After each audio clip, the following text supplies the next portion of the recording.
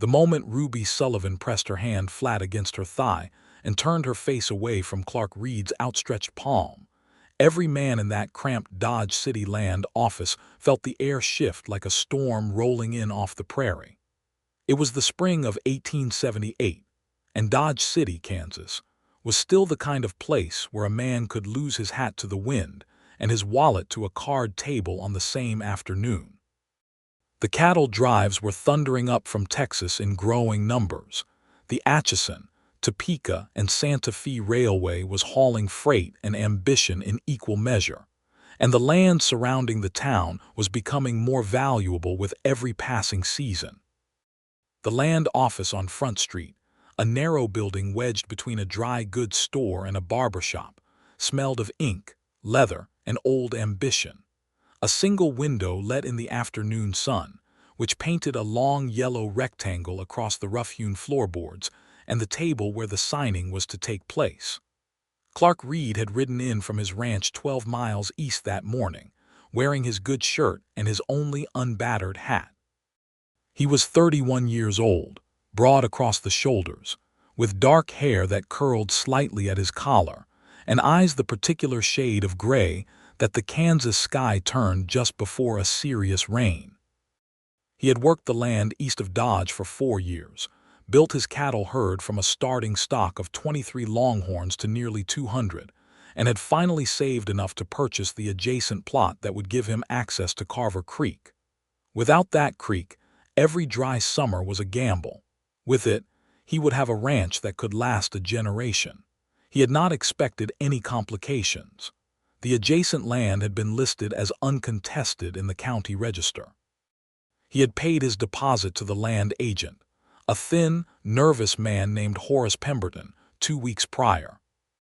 He had done everything correctly, carefully, and with the kind of quiet determination that had characterized everything Clark Reed did since the day he arrived in Kansas with $40 and a borrowed horse. What he had not expected was Ruby Sullivan. She was already in the office when he arrived, seated in the single wooden chair across from Horace Pemberton's desk, her back straight as a fence post, and her dark red hair pinned up beneath a practical gray hat. She wore a traveling dress of dark blue wool that had seen better days but was impeccably clean, and she held a leather satchel on her lap with both hands as though someone might try to take it. She was perhaps 26 or 27, with a fine-boned face and green eyes that were currently directed at Horace Pemberton with an expression that suggested she found him professionally inadequate. Clark stepped inside, shut the door behind him against the April wind, and touched the brim of his hat. "Morning," he said pleasantly. Ruby Sullivan did not look at him. She continued looking at Horace Pemberton. Horace Pemberton looked at Clark with the expression of a man who had eaten something that disagreed with him and was only now realizing it. "Mr. Reed," he said, "please sit down." There was no other chair. Clark remained standing. "There is a situation," Pemberton said. "I can see that," Clark said, though he could not yet fully see it. What emerged over the following 15 excruciating minutes was this. Ruby Sullivan had also filed a claim on the parcel of land adjacent to Clark Reed's property. She had filed it 6 weeks ago by post from Wichita, where she had been settling her late father's affairs. The filing had been received, recorded, and then misfiled by a junior clerk who had subsequently left the county. When Pemberton discovered the error upon Ruby's arrival that morning, he had sent a boy to find Clark Reed, who had already been riding in, and the result was the 3 of them in a room that was suddenly not large enough.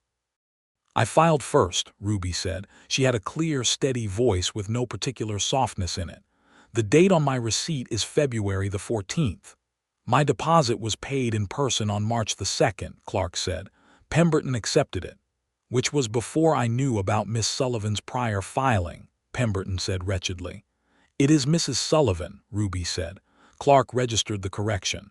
He looked at her more carefully.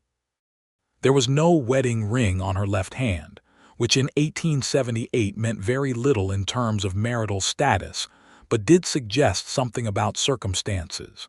Her satchel, he noticed, was worn at the corners in a way that spoke of extensive travel. Mrs. Sullivan, he said carefully, I don't know the details of your situation, but that land borders my property on the south side. Without Carver Creek running through it, my cattle can't sustain through a dry season. I'm aware of the creek, Ruby said. It is why I need the land. What does a widow woman need with 40 acres of range land? The question came out more plainly than Clark intended, and he regretted the phrasing the moment she turned those green eyes on him. The same things anyone needs with land, she said. A home, a livelihood, a future. Clark tried a different approach. He was, by nature, a man who believed in reasonable negotiation. He had settled boundary disputes with his neighbors through conversation and mutual agreement more times than he could count. He extended his hand across Horace Pemberton's desk, a gesture meant to introduce civility into the proceedings. Clark Reed, he said, I hope we can work this out like reasonable people. Ruby Sullivan looked at his outstretched hand. She looked at it for a long moment, long enough that Clark became aware of every person in the room being aware of it. Then she turned her eyes back to Pemberton, folded her own hands more firmly around her satchel, and said, I would like to discuss the legal remedy for a dual filing error, please. Clark slowly lowered his hand. He could not have explained later why that small refusal lodged itself in his chest the way it did. He had been refused handshakes before. He had dealt with difficult people, stubborn neighbors, and outright hostile cattle buyers without losing his composure. But something about Ruby Sullivan's deliberate, quiet refusal to acknowledge his outstretched hand caught in him like a burr in wool, and he carried it out of that land office and all the way back down Front Street to where his horse was tied, and he was still thinking about it when he rode out of town. The legal situation, as Pemberton explained it before Clark left, was genuinely complicated. The filing error created a conflict that would need to be reviewed by the county land commissioner in Hays City, a process that could take 4 to 6 weeks. In the meantime, neither party could take possession of the land. Both parties were advised to remain available for correspondence. Clark spent the ride home turning the matter over in his mind, and he told himself it was the land he was thinking about. He told himself it was the creek access, the grazing rights, the 4 years of careful saving that had gone into his deposit. He told himself it was not the particular quality of her refusal, the way she had looked at his hand with those clear green eyes and simply chosen not to take it, as though the choice was entirely hers to make, and she knew it perfectly well. He was not, by nature, a man who was easily rattled by women.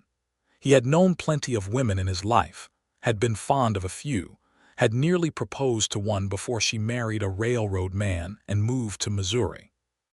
He had made his peace with bachelor life on his ranch, with his 2 hired hands, his cattle, and his dogs.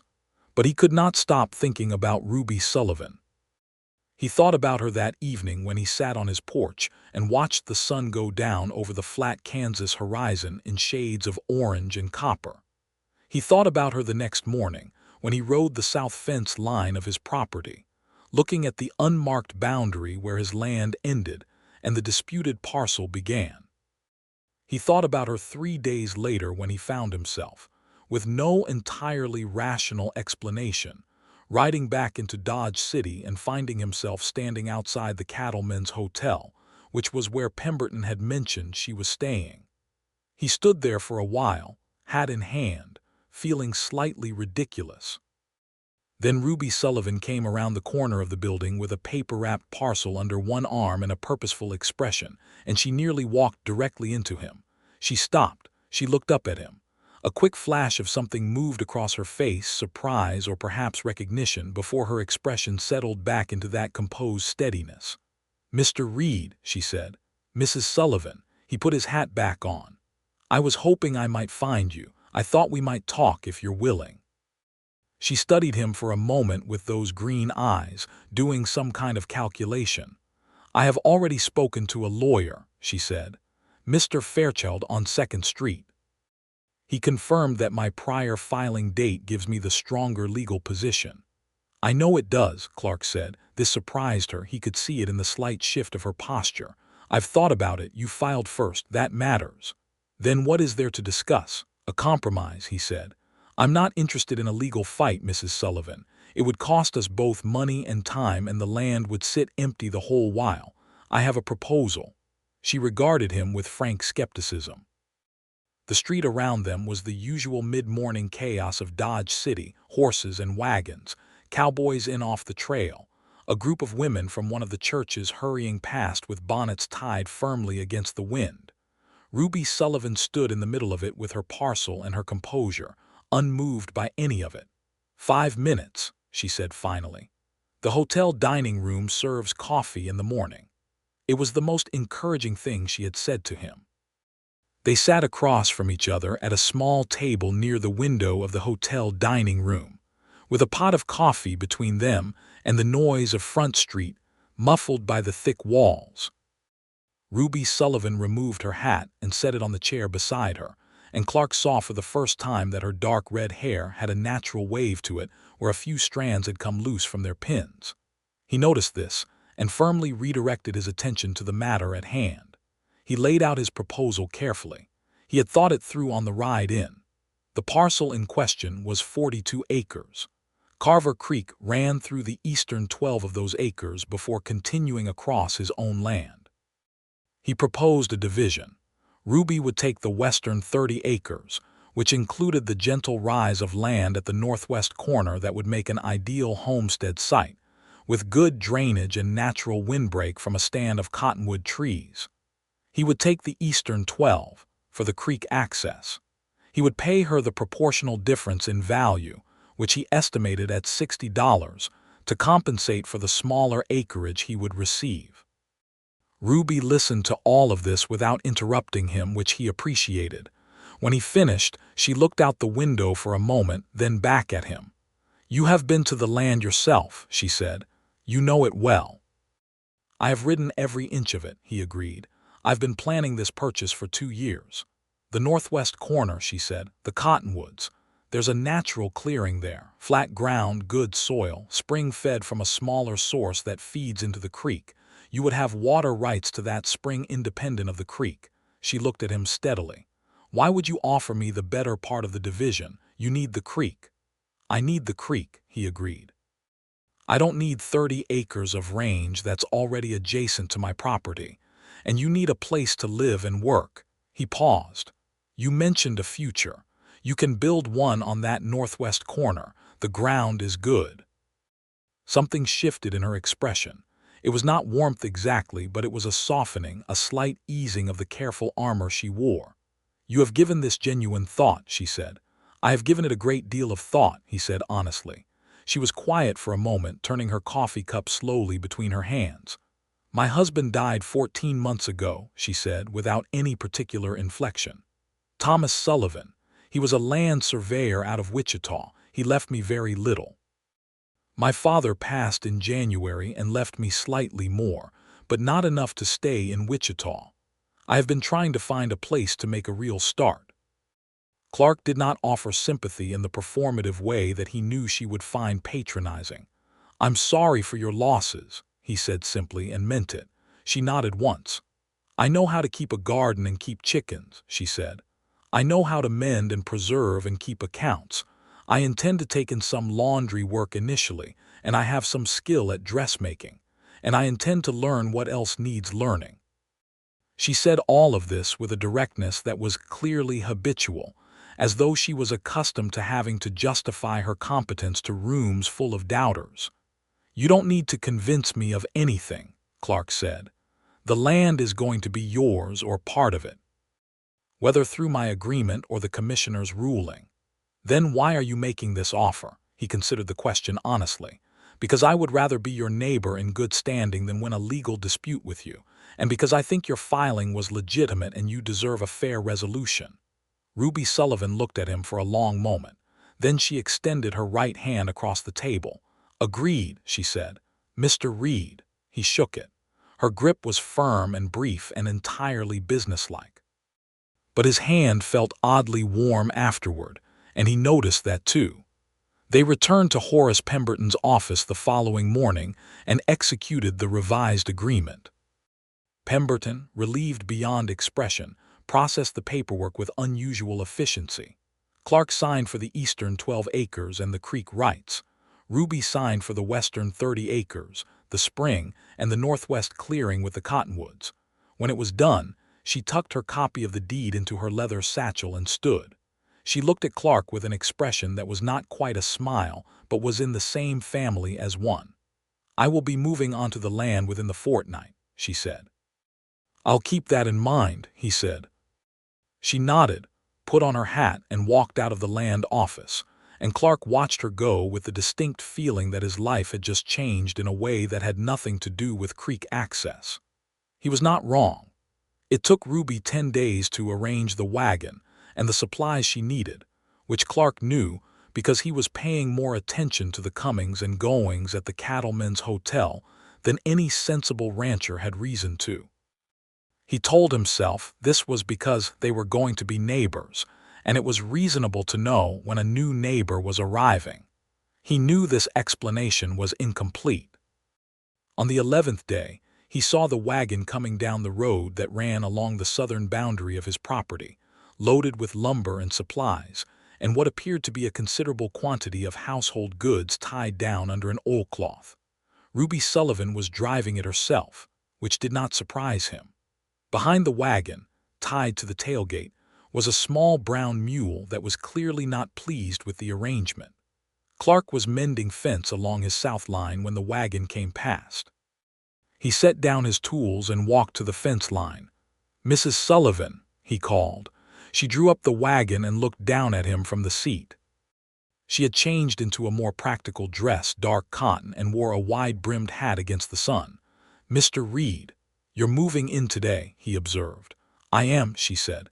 "That's a good deal of lumber for one person to manage." "I have hired 2 men from town to help build," she said. "They will be along this afternoon." He nodded. "The road curves east about a quarter mile ahead.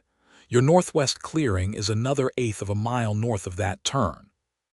There's a gap in the old fence line you can drive through. I found it on my survey map," she said, but she said it without the edge she might have given it.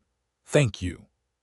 She clicked to the mule and drove on, and Clark watched the wagon roll away, the late April sun catching the dust rising around it, and he thought that the northwest clearing with the cottonwoods was an extraordinarily good place to start a life, and that he had been right to offer it to her, and that he hoped she knew what she was getting into.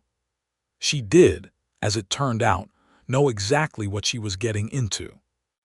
Over the following weeks, Clark became increasingly aware of his new neighbor in the way that a man becomes aware of a lamp lit in a previously dark room. Not intrusively, not overwhelmingly, but there, impossible to ignore. He could see, from his higher pasture, the small shape of the growing structure in the northwest clearing. He could see the smoke from her cookfire in the evenings. Once, riding his fence line on a calm morning, he could hear the distant sound of hammering. He brought her a milk pail one afternoon. This was a reasonable thing to do, because she had asked Pemberton if anyone in the area had a cow and milk, and Pemberton had mentioned it to Clark, and Clark had 2 cows in milk and a surplus of dairy that his hired men could not consume. He rode over with the pail and a neutral expression, and knocked at the door of what was by then a nearly complete small house, well built by the 2 carpenters she had hired from Dodge. Ruby came to the door with flour on her hands and a look of mild surprise. The house smelled of fresh sawdust and beeswax. Through the open door behind her, he could see a clean, spare interior, a table, 2 chairs, a wood stove, shelves already beginning to populate with neatly arranged goods. "I heard you were looking for milk access," he said. "I've got 2 cows giving more than we can use. You're welcome to a pail every other day." She looked at the pail, then at him. "What would you want in return?" "Nothing," he said. "Neighbors help each other out, that's all." She hesitated, and he could see the hesitation was habitual, the reflexive checking of terms and conditions that came from being a woman alone in a world that frequently presented generosity with an invoice attached. Then she said, "I bake bread on Thursdays. If you want a loaf in exchange, I would feel better about it." "Thursday bread sounds fine to me," he said. She took the pail. "Thank you, Mr. Reed." "Clark," he said before he had entirely decided to say it, "if it's all the same to you."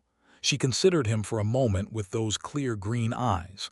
"Clark," she said, "I'm Ruby." He rode home with the particular lightness of a man who has been given something he did not know he was waiting for.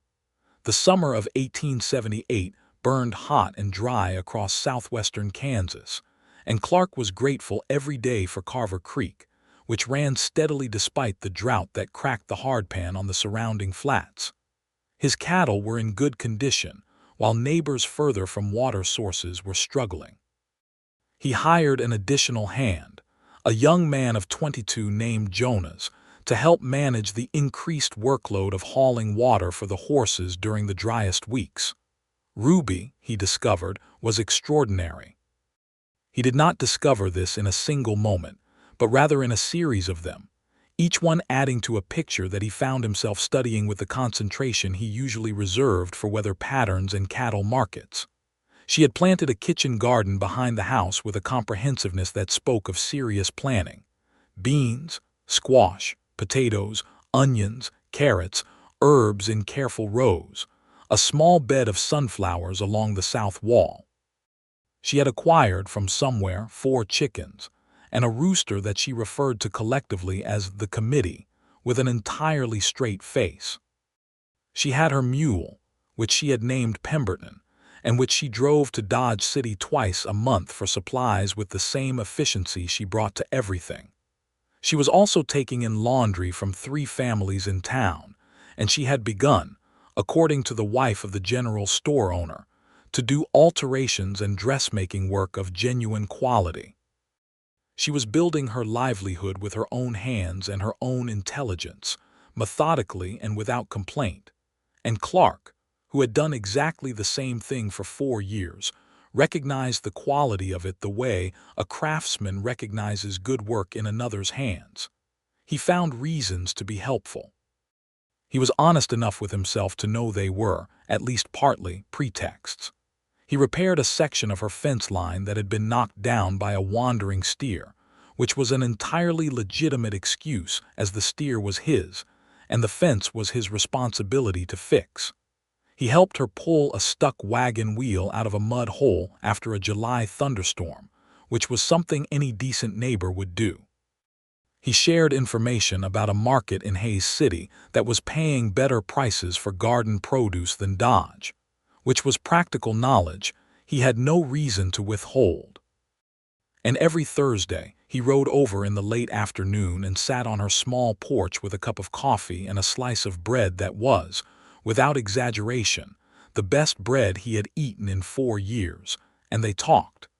This was the part he could not pretend was anything other than what it was. He wanted to talk to Ruby Sullivan. He wanted to hear her opinions on things. She had opinions on everything, expressed with a directness that was entirely unperformed, and she was interested in everything. In the way the Kishom Trail was changing the economics of local ranching, in the politics of the Indian Territory to the south, in the management of cattle disease, in the mechanics of the flour mill at the edge of town. She read. She had a small shelf of books that she had carried from Wichita in her satchel, and she read them with the focused attention she gave to everything she considered worth her time. She was also funny, in a dry, precise way that caught him off guard every time. She made observations about the world that were accurate and unexpected, and she delivered them with a completely level expression that made them funnier. He laughed more during those Thursday afternoon visits than he did all the rest of the week combined. What she was not, yet, was easy. She maintained a carefulness about her that Clark understood was earned and was not about him specifically. She was warm but not soft. She was glad to see him but not needful of him. She had constructed her independence with care, and she did not lean against him in any of the ways that women were sometimes encouraged to lean, because she was not that kind of woman and she had not lived that kind of life. He respected this profoundly, and he also found it, in ways he did not entirely know what to do with, deeply appealing. In late August, something happened that changed the pace of things between them. It was a Tuesday, not a Thursday, and Clark was riding back from checking on his cattle in the south pasture when he saw Ruby's mule Pemberton standing loose at the side of the road that led to her property. The mule was wearing his bridle and trailing his reins and looking guilty, which was his default expression. Clark caught the reins and looked around, and then he heard a sound from the shallow draw beside the road, a sharp, short sound that was not quite a cry. He dismounted fast and went down the bank of the draw and found Ruby at the bottom of it, sitting with one hand pressed against her forehead and the other braced against the ground. She had clearly been thrown from the mule and had come down the bank. There was a cut above her left eyebrow that was bleeding impressively, and she was pale under her usual color, but she was conscious and already in the process of assessing her own damage when he reached her. "Don't move," he said, more sharply than he intended. "I am not going to move," she said, in a tone that suggested she had already considered and rejected every option available to her. "I landed on a stone. I think my ankle may be turned." He crouched beside her and looked at the cut. Head wounds bled dramatically even when they were not serious. He knew this from experience. He took the bandana from around his neck and pressed it gently to the cut. "Hold this," he said. She put her hand up and held it herself. He checked her ankle, which was swelling inside her boot and was clearly sprained if not broken. "I need to get you home," he said, "or to Doc Holbrook in town." "Home," she said immediately. "It is not broken. I can feel that it is not broken." "You could feel the same way about a broken bone and be wrong," he said. "I have had a broken bone," she said with complete composure. "This is not one. My left wrist, 1872. I know the difference." He looked at her, kneeling in the dirt of the draw with blood on her forehead and a swollen ankle, and she looked back at him with an expression of absolute determination to not be more inconvenienced by this than was strictly necessary. Something caught in his chest that was too large and too warm to be merely admiration. "All right," he said. "I'll get you home." He lifted her, which she accepted with considerably less grace than she might have wished, and got her up the bank and onto his horse. He led the horse and caught the mule's reins and walked them both the 3/4 of a mile to her house, and she rode with her jaw set and did not complain, which told him quite clearly how much it hurt. Inside, he sat her in the chair by the stove and cleaned the cut, which was shallow and required no stitching, and wrapped her ankle with a length of cloth she directed him to from a basket near the door. She told him where things were in precise, calm terms. He followed her directions exactly. When it was done and the ankle was elevated on a second chair and the bleeding had stopped, she leaned her head back and closed her eyes for a moment, and he saw, very briefly, through the composed surface, how tired she was.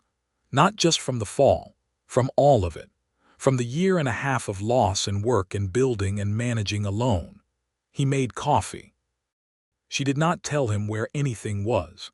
He found it himself, because he had sat in this kitchen enough times to know the general layout, and this small competence in her space felt, oddly, like a milestone. He put the cup in her hands and she opened her eyes and looked at him with something that was new in her expression, something that had not been there before, something unguarded and genuine. "Thank you, Clark," she said. "You would have managed," he said, because she would have. He knew it and he wanted her to know he knew it. "I would have," she agreed, "but I am glad you were there." He stayed until the coffee was finished and he was satisfied that she was well enough to be left. At the door he turned back. "I'll send Jonas over in the morning to see to your animals. He's reliable." "I can manage my animals," she said. "Your ankle can't," he said. "Let someone help for a day." "Just one day." She looked at him steadily. "One day," she said. He nodded. He stepped off the porch and then, without planning to, turned back one more time. "Ruby," he said, "is there anyone looking out for you, family or someone who knows your situation?" She was quiet for a beat. "Not in the near vicinity, no," she said. "Then let your neighbors do it," he said. "That's what we're here for."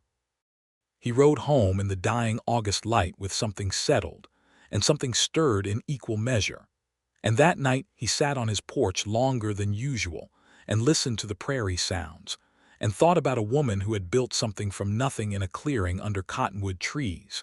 and he thought about what it meant to want to be the person looking out for someone, not because they needed looking after, but because the world should not be so hard on someone so remarkable. He knew by then that he was in love with her. He had probably known for some time. He admitted it to himself on the porch that night with the matter-of-fact quality he brought to all honest reckoning, and he did not panic about it, and he did not dismiss it. He simply sat with it, the way you sit with an important truth, letting it settle into the shape of your life. September came in and the worst of the heat broke, and the prairie began its fall transformation, the grasses going golden and the light deepening to amber in the evenings. Clark's cattle were in excellent condition going into fall, and he had negotiated a sale with a buyer from Wichita at a price that made his books look better than they had in 4 years. He was, objectively, in a good position. He had his ranch, his land, his creek, a solid future in front of him. He wanted to share it with someone. He wanted to share it with Ruby Sullivan. But he understood Ruby Sullivan well enough by September to know that the approach mattered enormously.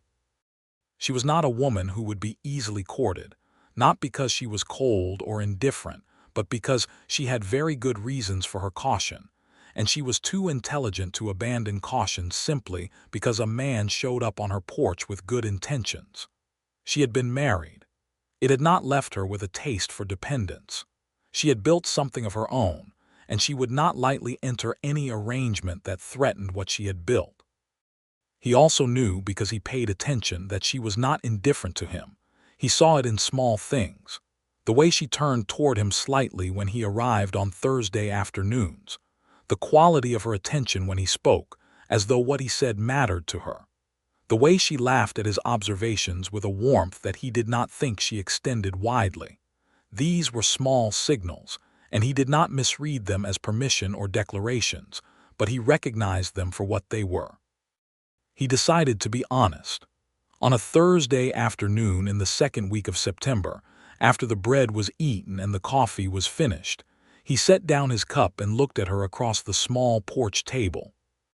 The cottonwoods were beginning to turn, and the light was golden, and the air smelled of dried grass and wood smoke from her stove, and she was looking out at the prairie with that quality of quiet attention she gave to things she found beautiful.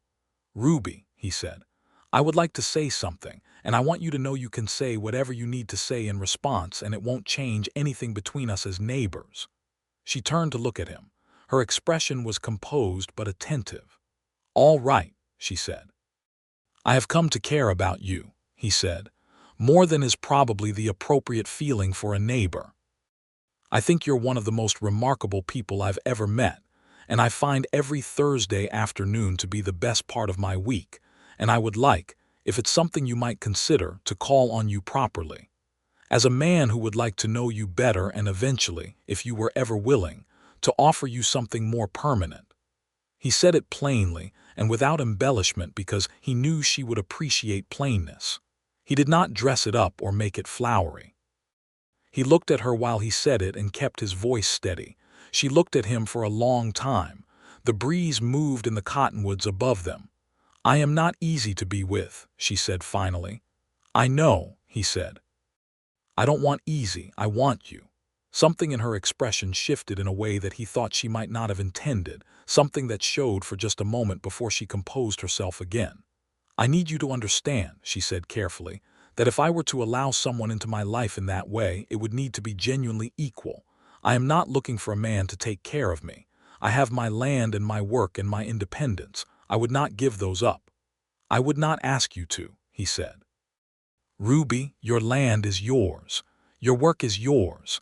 I have never once thought of your life as something to take over.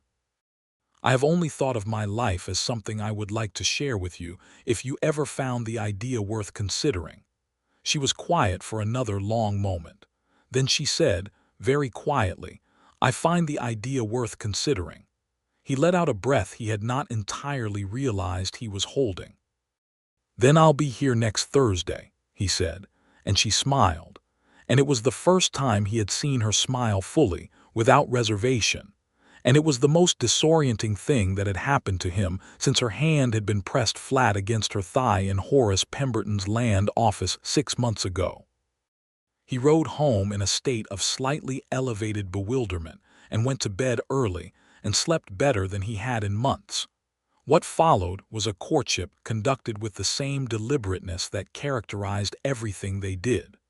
Clark came on Thursdays as he always had, but now the visits were longer and the conversation went deeper. He learned the full architecture of her life. Her childhood in Ohio with a father who had been a school teacher and a mother who died when she was 12. Her years of managing her father's house and educating herself from his library.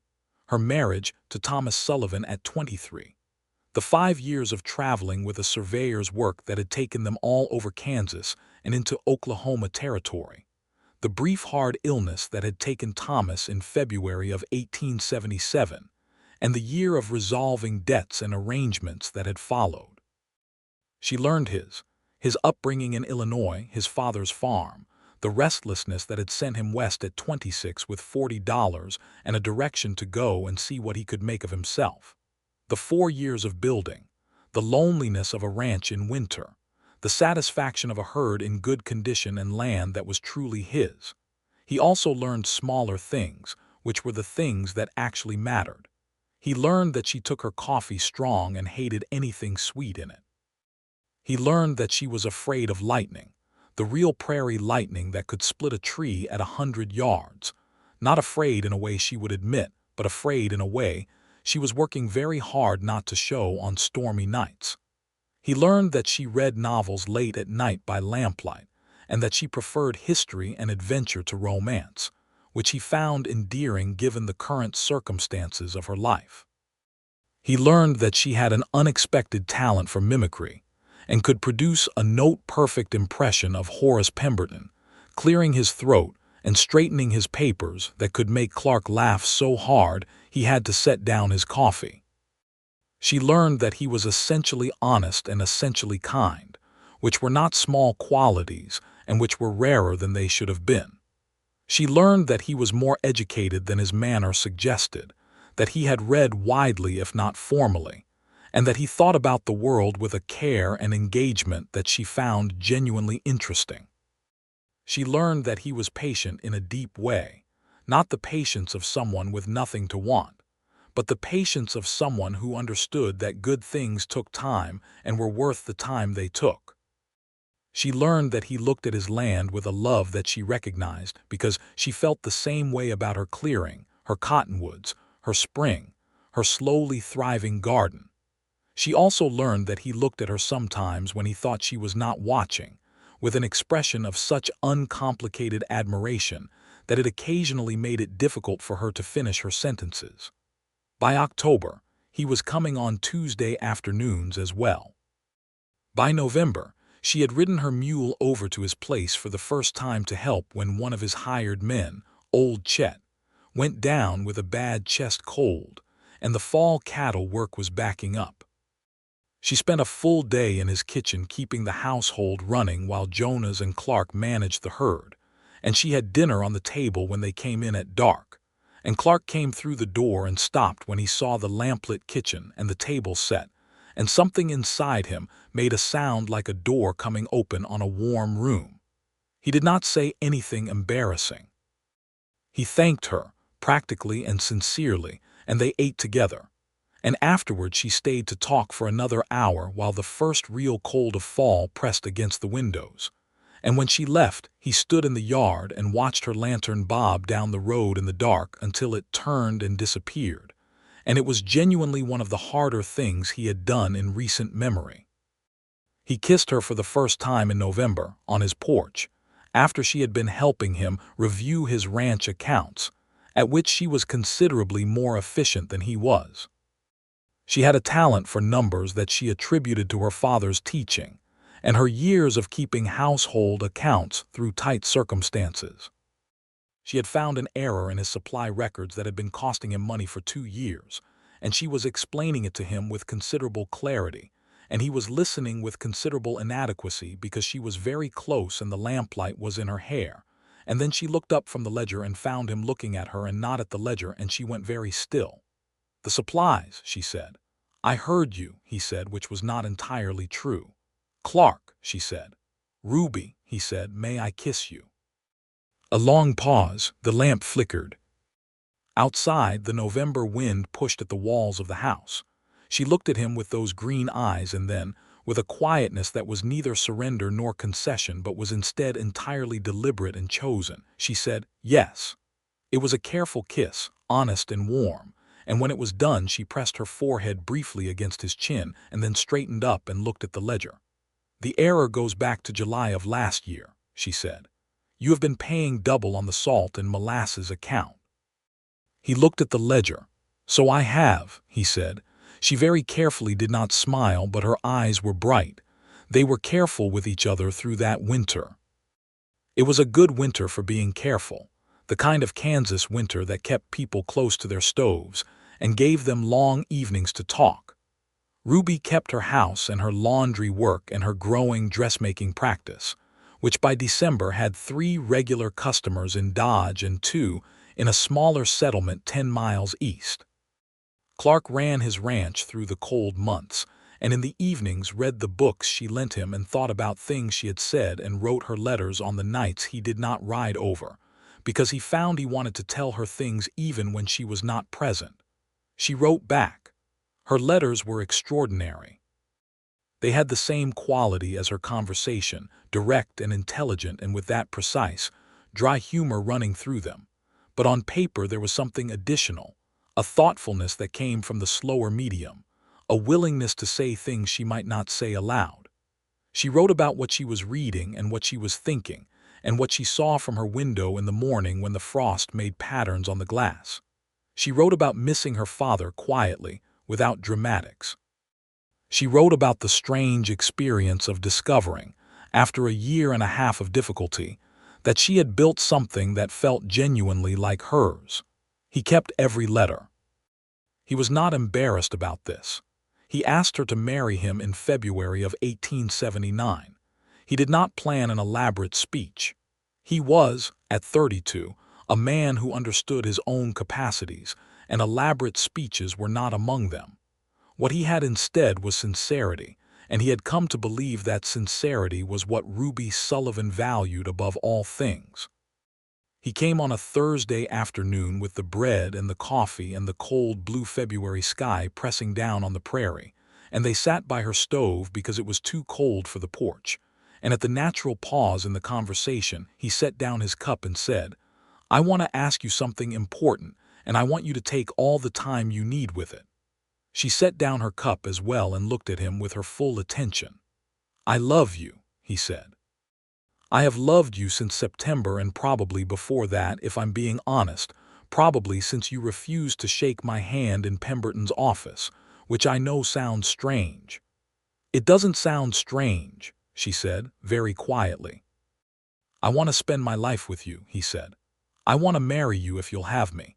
And I want to make very clear what that means, because I think you've had it mean different things before, and I want to say this plainly. It means your land stays yours. Your work stays yours. Your independence stays yours. What I'm asking for is not ownership of your life. I'm asking to be the person who stands next to it." Ruby was quiet for a while. The stove ticked and settled. Outside, the wind was low and steady. "When I came to Dodge City," she said finally, "I did not come looking for a husband. I came looking for a place to be a person. I came looking for land and a future and a sense that I had made something that belonged to me." She paused. "I found all of that, and then I found you, which was not part of the plan." "I wasn't part of mine either," he said. "No," she said, "but here we are." She looked at him with those green eyes that had been unreadable and were now, finally, entirely readable. "Yes, Clark," she said, "I will marry you." He crossed the space between the chairs, and she stood to meet him, and he held her, and she let herself be held, fully and without guardedness. For the first time, her arms around him and her face against his neck, and he thought that this was what he had been riding toward without knowing it across 4 years and $40 and 12 miles of Kansas prairie. This exact room with this exact woman in the warmth of her stove on a February afternoon.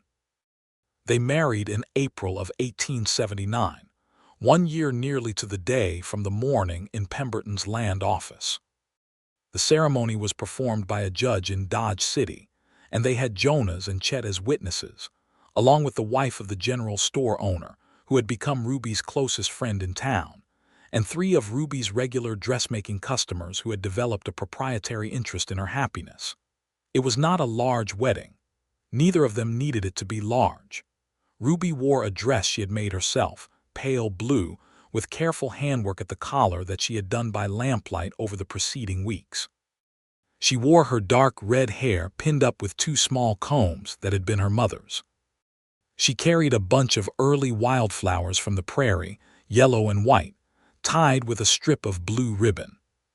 Clark wore his good shirt and his one good coat and his boots polished by Jonas the night before, and when Ruby came through the door of the judge's office and he saw her, he forgot entirely about the words he had planned to say and just looked at her, and she looked back at him with that full, unguarded smile, and the judge had to clear his throat twice before either of them remembered that there was a ceremony to get through.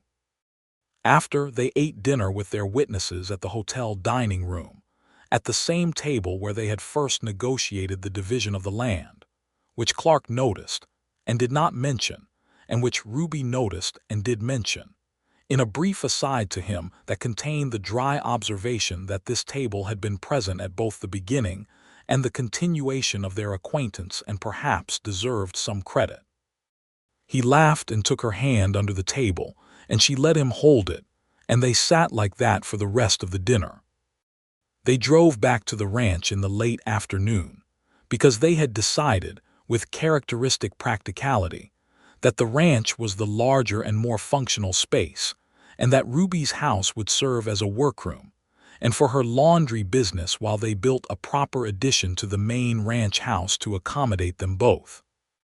This plan had been negotiated over several weeks with the same careful mutual consideration that had characterized everything they agreed to, and it was a good plan, and it was entirely theirs. The addition was built that summer by a carpenter from Dodge and Jonas, who had unexpected skill with timber framing, and it gave the house a study for Ruby, with a window facing the cottonwoods at the edge of the property, and a larger kitchen that she immediately organized to her satisfaction, which was a process that Clark observed with the wisdom to stay out of the way. She built shelves. She arranged her books. She hung a piece of fabric she had embroidered during the winter at the window, pale green cotton with a border of small blue flowers, and the study became hers in the way that everything she claimed became hers, thoroughly and without apology. She kept her land. She kept the spring and the northwest clearing and the cottonwoods, and she walked there sometimes in the early morning, before the ranch day began, and Clark learned to know that this was her private time and her private place, and he never intruded on it, and she loved him for this understanding more than she could easily say. Her dressmaking work continued to grow through 1879 and into 1880. By the spring of 1880, she had 6 regular customers in Dodge City and was taking occasional commissions from as far as Hayes, patterns sent by post and finished garments sent back, a practice that required considerable precision and that she managed with the organized competence she brought to everything. She had taken on a young woman named Alice from town to help with the laundry work, which freed Ruby for the more skilled and better-paid dressmaking, and Alice, who was 17, turned out to be a fast learner and a reliable worker, and Ruby treated her with a respect that Alice had not expected and repaid in kind. Clark's ranch continued to prosper. The Carver Creek access proved to be exactly the resource he had known it would be. Through a second dry summer in 1879, his herd held its condition while other ranchers were struggling, and he sold well at the fall market and reinvested in improvements. He built a proper barn to replace the linta that had served since his first year. He bought 3 new breeding cows of better stock, and the resulting calves the following spring were demonstrably finer than his previous year's production.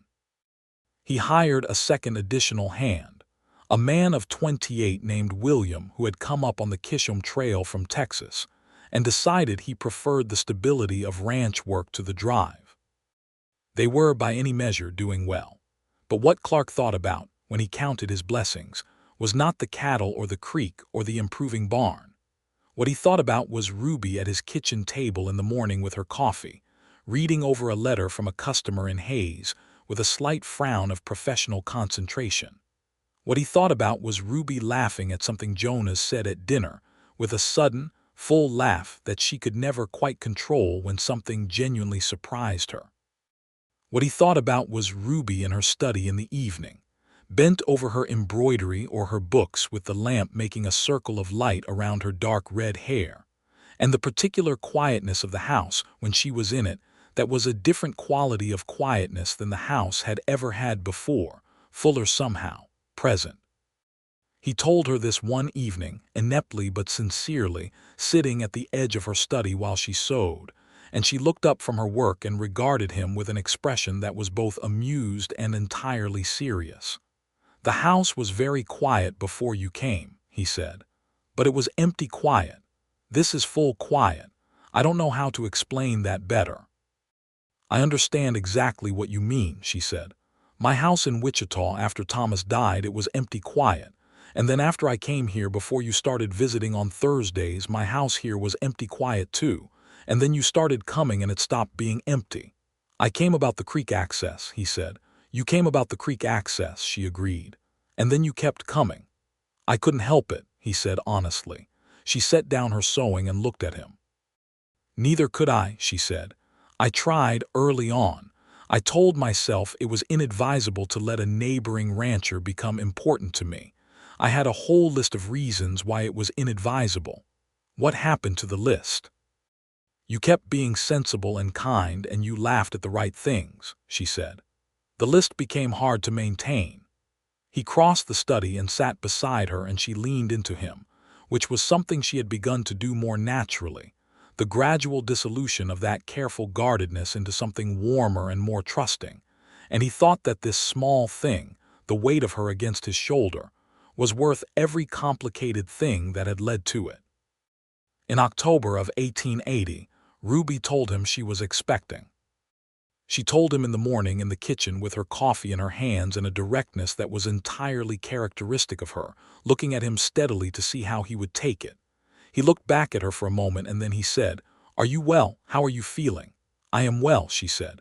"I feel somewhat nauseous in the mornings, but it passes by mid-morning. I am otherwise entirely well." He took her coffee cup from her hands and set it down and held both her hands in his. "Ruby," he said, "this is good news." Something in her released slightly, some tension she had been carrying. "I thought so," she said. "I wanted to know you thought so too." "I think it's the best news I've had since you said yes," he said. She smiled, and it was the full smile, the real one, and she leaned forward and kissed him in the morning kitchen with the October light coming through the window and the smell of coffee and bread. And he thought, with a clarity that was almost overwhelming, that he was in exactly the place he was supposed to be. They told Jonas and Chet and William at dinner that evening, and Jonas whooped loud enough to startle the dogs, and Chet, who was not a demonstrative man, shook Clark's hand with unusual vigor and gave Ruby a nod of great formality that was, from Chet, the equivalent of an emotional speech. William said the appropriate things with the Texas courtesy that came naturally to him, and then went back to his supper with what might have been the beginning of a smile. Ruby continued her dressmaking work through the winter, adapting as her capacity required, with Alice now helping with more of the workload. She was, characteristically, organized about the pregnancy, visited Doc Holbrook in Dodge City at regular intervals, read what she could find on the subject, and managed the physical discomforts with the philosophical acceptance she brought to everything inconvenient. She was not always comfortable, and she did not pretend to be, but neither did she dramatize. She was simply, as she was in all things, present and practical and getting on with it. Clark was, by his own admission, occasionally not sensible about it. He worried. He tried to carry things for her, and she let him carry some things and drew clear lines about other things, and he respected the lines mostly.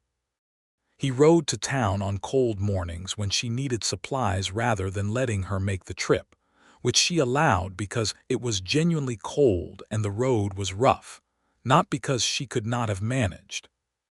He read to her in the evenings, which had not been a habit before but became one, sitting beside her while she sewed and reading aloud from whatever book she chose, and this turned out to be something he loved beyond his expectation of it. She told him once, in late winter, that she had not thought much about family in the years since Thomas died, that it had seemed like a future too distant and too uncertain to plan for, but that she found now that she wanted this with a fullness that surprised her. She said it plainly, in the way she said all important things, and he heard it the way it was meant.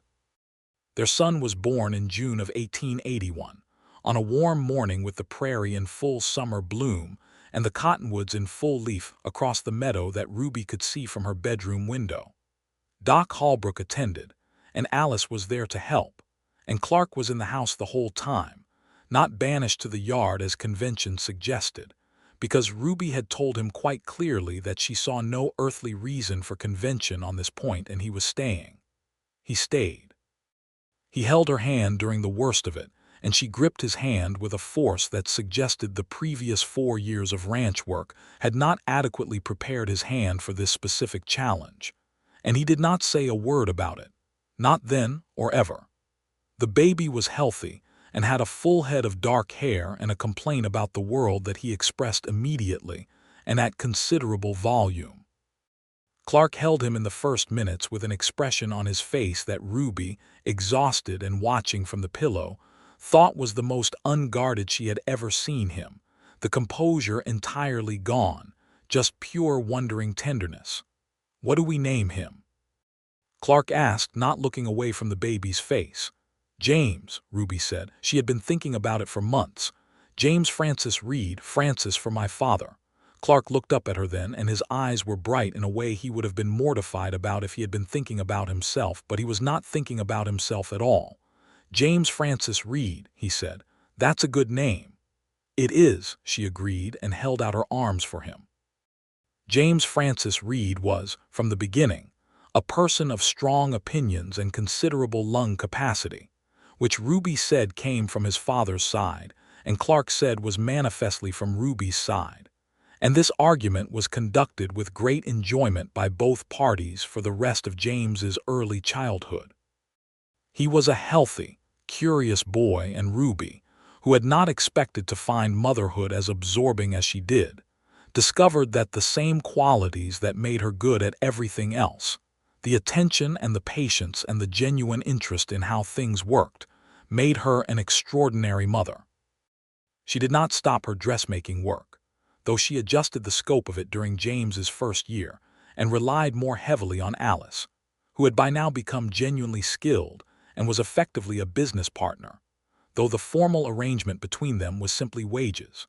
She returned to a fuller schedule by the time James was walking, bringing him to her study while she worked where he played on the rug and examined things with the scientific thoroughness of someone conducting important research. Clark and Ruby expanded the ranch over the following years, in a collaboration that was as natural as the partnership they had built in everything else. She kept her own land, as they had always agreed, and the spring in the northwest clearing and the cottonwoods were hers as they had always been.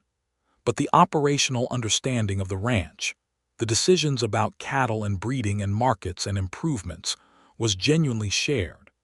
She had a head for the financial side that complemented his instinct for the land itself, and the decisions they made together were consistently better than the ones either would have made alone. The cattle business through the early 1880s was in a period of significant change.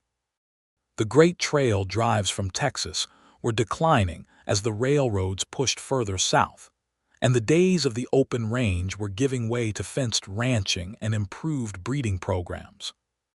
Clark, advised by Ruby's sharp reading of market information and her correspondence with a cousin in Missouri who was involved in the cattle trade there, shifted earlier than most of his neighbors toward better breeding stock and smaller, more efficient herds rather than the large volume approach that had characterized Kansas ranching in the previous decade.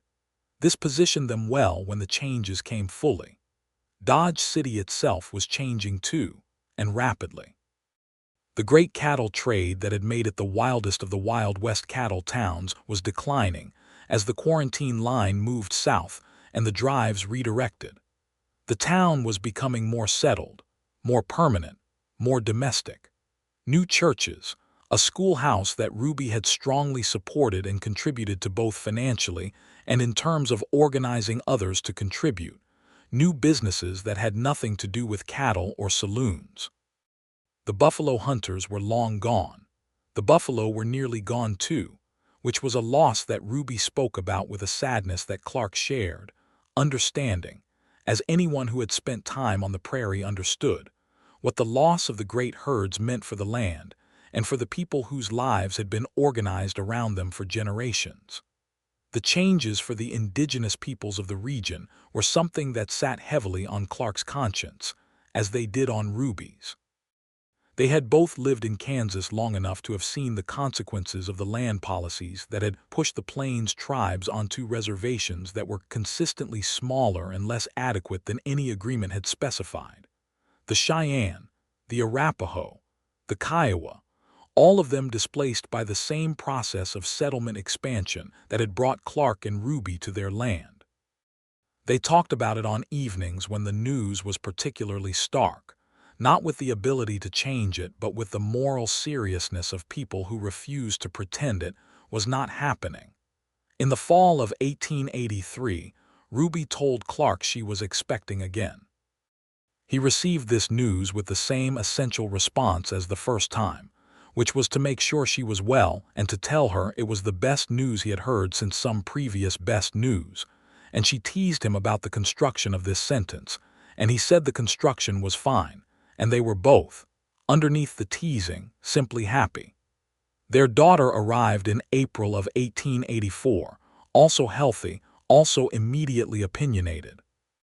They named her Eleanor Frances Reed, Eleanor for Clark's mother, Frances as a feminization of his own middle name, a continuity he had not expected to find important and did.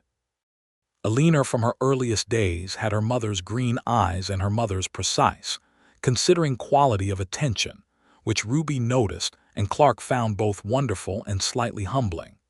James, 3 years old and deeply convinced of his importance, inspected his sister with the gravity of a senior official reviewing new staff and declared her acceptable. Ruby and Clark exchanged a look over James's head that contained a full conversation's worth of amusement. The house, which had been expanded once, was expanded again in the summer of 1884 to accommodate the growing family, and the new room had 2 windows, one facing east toward the sunrise and one facing south, and Ruby hung her embroidered fabric at the south window, and it moved gently in the summer breeze, and Clark looked at it and thought of the first time he had walked into her small house with a milk pail and seen the spare interior beginning to become hers. By 1885, Clark Reed's ranch was among the more successful in Ford County, not the largest but among the most consistently well-run, and his reputation in the community was that of a man whose word was absolutely reliable and whose management was sound. Ruby Sullivan Reed, as she was known professionally, had a dressmaking business that extended across southwestern Kansas by postal commission, and had trained 2 young women in Dodge to do the work under her direction, a small but genuine enterprise that was entirely hers. They were known as a couple who worked together and talked to each other, which sounds simple and is not, and their neighbors recognized something in the quality of their household that they might not have been able to name precisely, but that made their company sought. They hosted dinners. They attended the small community events of the now considerably more settled Dodge City area. They were, in the way that the best partnerships are, more than the sum of their parts.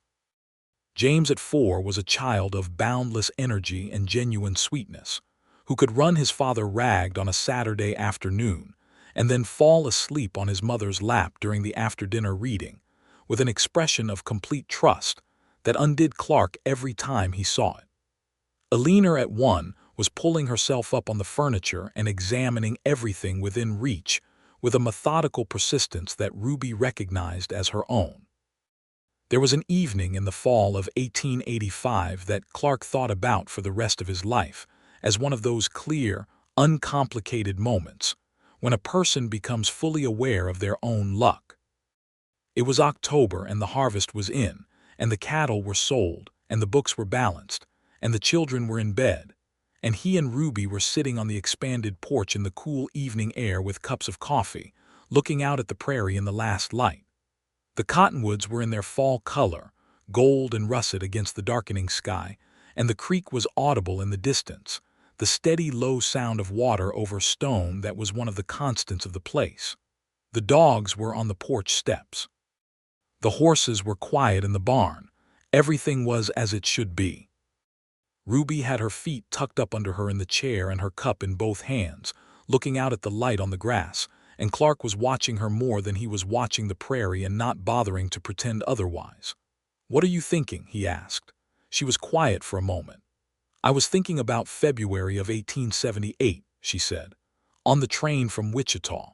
I had everything I owned in 2 trunks and a satchel, and I was terrified, though I would not have admitted it to anyone. I was thinking that I was going to go to Dodge City and file my claim and build my house and make my life, and it was going to be hard, but I was going to do it regardless." "And," he said. "And I did," she said. She looked at him then with the full weight of those green eyes, and then something happened that was not in the plan, and it turned out to be the best thing. "I seem to remember causing you some significant trouble initially," he said. "You caused me a great deal of trouble," she agreed. "You were standing in Horace Pemberton's land office extending your hand as though you owned the room." "I thought I did," he said. "That was the problem. And then you worked out a fair deal and brought me a milk pail and fixed my fence and came for bread every Thursday, and eventually you wore me down completely," she said. "That was the plan," he said. She laughed, the full laugh, and it went out into the quiet October evening like something warm, and the dogs looked up briefly and then settled back. "Clark," she said when the laughter had settled, "I am very glad I refused to shake your hand." He looked at her. "Why?" "Because it was the first moment I was aware of you," she said. "The first moment I chose you in a way, even though I did not know it. Because refusing you was the first independent act I made in Dodge City, and you respected it, and that told me something important about you. And everything after that told me more."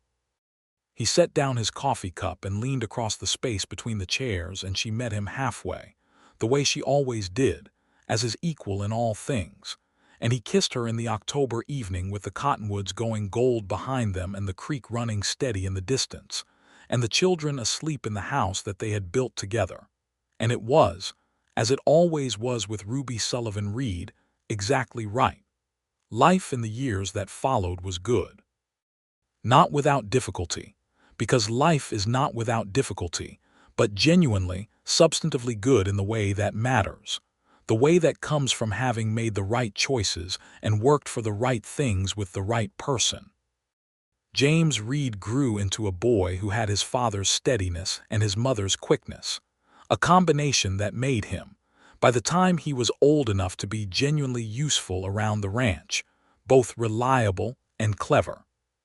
He took to the cattle work with an enthusiasm that gratified Clark, and took to the books in his mother's study with an enthusiasm that gratified Ruby.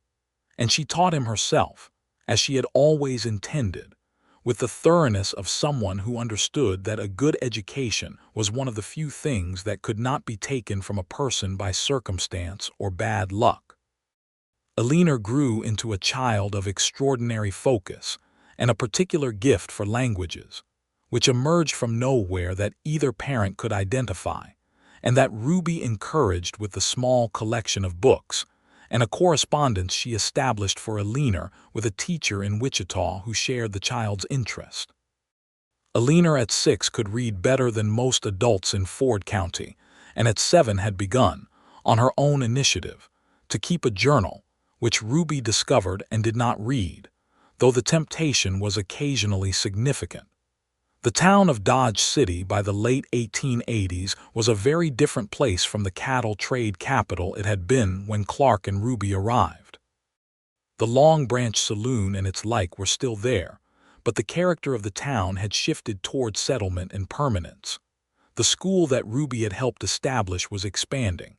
New families were arriving with the intention to farm or to build businesses, not to pass through. The famous lawmen, Wyatt Earp and Bat Masterson among them, had long since moved on, and the reputation of the town as the wildest place in the West was becoming history rather than current event. Clark found he did not miss the wilder years, which he had arrived too late to fully experience, and which he had always approached with more pragmatism than romance. What he valued was the stability, the community that was building itself on the prairie, the sense that the ranch he had built had roots deep enough to last. In 1887, the dry summer that came was one of the worst in memory. The creek held as it always did, but the grassland suffered badly, and the hay stores that Clark had put up were critical in keeping the herd through the worst months. Neighbors who had not been so prepared were in genuine difficulty, and Clark extended credit in the form of hay and water access to 2 neighboring ranches that season, quietly and without making any particular virtue of it, because that was how he had always understood the obligations of being a neighbor. Ruby organized, through the church and through her network of connections in Dodge, a collection of supplies for the farming families further out on the high plains who had been hardest hit. She was efficient and direct about this, making lists, identifying needs, coordinating transport, exactly as she organized everything, and the collection was more substantial than anyone had expected.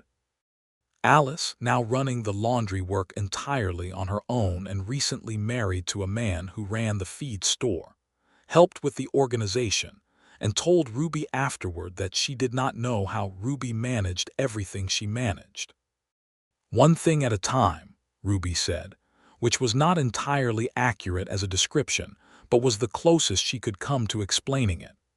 The drought broke in September with rains that turned the high plains green again within weeks, with the miraculous resilience of that particular landscape, and the fall of 1887 was one of recovery and relief across the region.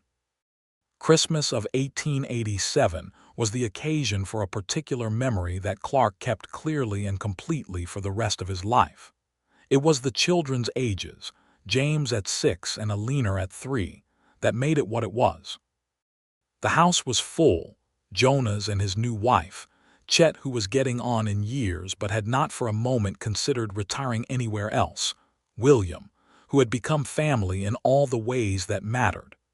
Ruby had cooked for 2 days and the result was extraordinary, as everything she made was extraordinary. The children were in the delirious state of Christmas Eve excitement. James old enough to have theories about the night's proceedings, and Alina not fully understanding, but thoroughly committed to matching her brother's excitement. After the children were in bed and the guests had gone home and the house was quiet, Clark and Ruby sat together by the stove in the glow of the single lamp left burning. Ruby was leaning against him, which she now did as naturally as breathing, and he had his arm around her, and the clock on the mantel ticked steadily in the quiet. "I have been thinking," Ruby said, "about that table in the hotel dining room. The table where we first negotiated," he said. "We have come a long way from that table," she said. "We have," he agreed. "You were extremely difficult at that table." "I was extremely correct at that table," she said. "There is a distinction." He laughed quietly, careful of the sleeping children. "You were both," he said. "You were exactly right, and you were extraordinarily difficult, and I could not stop thinking about you from the moment I left." She looked up at him. "You never told me that." "You already knew it," he said. "You knew everything, you just made me work for it." "Someone had to know what we were worth," she said simply. He held her tighter. Outside, the December wind moved across the prairie under the stars, and the creek ran in the distance, and the cattle were warm in the barn, and the children were asleep in the house that had been built from $40 and a borrowed horse and a land dispute and a refused handshake and a bread and coffee arrangement and a careful, stubborn, remarkable love. "Ruby," he said. "Clark," she said, "I am the luckiest man in Kansas." She considered this with her characteristic precision. "The luckiest in Ford County, certainly," she said. "I don't want to overstate." He laughed again, fully this time, and she turned her face up and kissed him, and the lamp burned low, and the clock kept its steady time, and everything in the house and on the land outside it was as it should be, entirely and completely, and at last. They raised James and Alina in the house with the Cottonwood View study, and the expanded kitchen, and the porch where they had sat on so many evenings watching the prairie change through its seasons. James went, at 14, to a school in Hays City, where he proved himself a student of genuine ability, and came home for summers and worked the ranch with the committed energy of someone who understood what had been built and wanted to be part of it. Alina, at 10, was writing stories in her journal and had developed an additional interest in botany that Ruby fed with books and encouraged with a small experimental garden plot that Alina managed with the same methodical intensity she brought to everything. The ranch itself, by the early 1890s, had grown to a size that would have been unimaginable to the Clark Reed who had arrived in Kansas with $40. The herd was healthy and well-bred. The land was maintained with care. The buildings were solid. The books were in order, managed now with a dual system that Ruby and Clark had developed together over years that was more efficient than either would have produced alone. And Ruby's dressmaking business, which she had continued through all of it, had evolved into something she had not originally planned but was deeply pleased with. She had trained 4 women now, in Dodge and in neighboring settlements, who ran their own small dressmaking operations under an informal association she had organized, sharing pattern resources and suppliers. It was, in its small way, an enterprise that extended beyond her own walls into the lives of other women who needed the income and the skill, and she was proud of it with the quiet, substantive pride of someone who has made something genuinely useful. On an evening in the spring of 1893, Clark and Ruby sat on their porch and watched the sun go down over the prairie in the particular colors of a Kansas spring sunset, purple and orange, and a deep burning pink along the horizon. James was 17 and away at school. Alina was 9 and in bed, having been read to by her father, a tradition that had never stopped. The ranch was quiet and the evening was warm and the creek was audible in the distance. Clark reached over and took Ruby's hand, as he had done thousands of times, and she laced her fingers through his, as she had done thousands of times, and they sat in the comfortable silence of 2 people who have nothing left to prove to each other and nothing left to manage between them and a great deal left to enjoy. "Do you remember Pemberton's land office?" Clark said. "I was just thinking about it," Ruby said. "You were so fierce," he said. "I was terrified," she said. "I know," he said, "but you didn't show it." "Showing it was a luxury I couldn't afford," she said. "I had come a long way on very little to claim what I was entitled to, and I was not going to let a very handsome rancher with a very firm handshake talk me out of it." He looked at her. "Very handsome. Do not let it go to your head," she said immediately. "You were very handsome and very presumptuous, and your shirt was slightly too good for the occasion, which suggested you were trying to make an impression." "I was trying to make an impression," he said, "on the land agent, not on you." "And yet," she said. "And yet," he agreed. She turned to look at him then, and her green eyes in the evening light were warm and entirely his, not in the way of ownership but in the way of choice, freely and completely made. "I am glad I came to Dodge City," she said. "I am glad I filed my claim. I am glad about all of it, including the terrifying parts. Even refusing to shake my hand," he said. She smiled. "Especially that," she said. "That was the moment I started becoming myself in this place. And you, infuriating man, were paying attention." "I couldn't help it," he said. "I have never been able to help paying attention to you." She squeezed his hand. The sun finished its descent and the sky went from pink to deep blue, and then to the extraordinary darkness of the Kansas night, thick with stars, more stars than any sky he had known before he came west, and the prairie spread out around them, and the creek ran in the dark, and the cattle were quiet in the pasture, and the house behind them was full of the life they had made. There were more years ahead of them, good ones, and they both knew it. James would come home from school and make his choices about the ranch and his future. Eleanor would grow into whatever extraordinary thing she was becoming, with her journals and her garden and her precise, searching intelligence. The land would keep changing with the times, and they would change with it as they had always changed with it together. But this evening was enough. This hand in his hand. This woman beside him who had refused his handshake once and had given him everything since, not because he had taken it but because she had chosen to, because she had looked at him with those clear green eyes and made her calculations and decided, freely and completely, that he was worth it. Clark Reed had ridden into Dodge City on the morning of April the 8th, 1878, thinking about creek access and land rights and the future of his ranch, and he had ridden out of it thinking about a woman with dark red hair and green eyes who had pressed her hand flat against her thigh and looked away. He had never stopped thinking about her. He never would. And she, though she had taken considerably longer to admit it, had never stopped thinking about him. They sat on their porch under the Kansas stars with their hands linked together, and the prairie breathed around them in the dark, and it was exactly, in every particular, enough.